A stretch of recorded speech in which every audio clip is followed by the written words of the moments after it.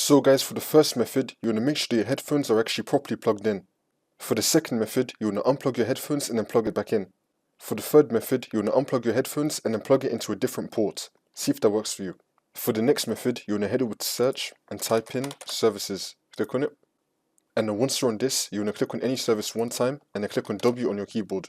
Now you want to find Windows Audio and Windows Audio Endpoint Builder. Double click on Windows Audio.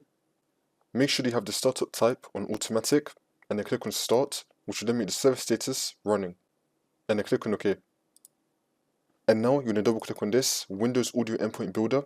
Do the same thing, startup type on automatic and then click on start, which will then make the service status running. And then click on OK. And now for the next method, you want to head over to search and type in device manager. Click on it. And then once you're on this, you want to expand audio inputs and outputs. And now you want to find your speakers. You want to right click on it and then click on update driver and then click on search automatic for drivers. Make sure they have the best drivers for the device installed. Also, if your speakers come with a software like my one does, then you want to go to your software, click on your speakers and then go to settings. Make sure that your speakers are fully up to date for the software itself. And now for the next method, you want to head over to search and type in find and fix problems with playing sound. Click on it. And then once you're on this, you want to click on next. Wait for this to load.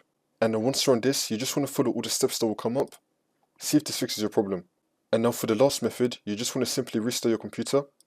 And now hopefully one of the methods that you completed earlier would have fixed your problem.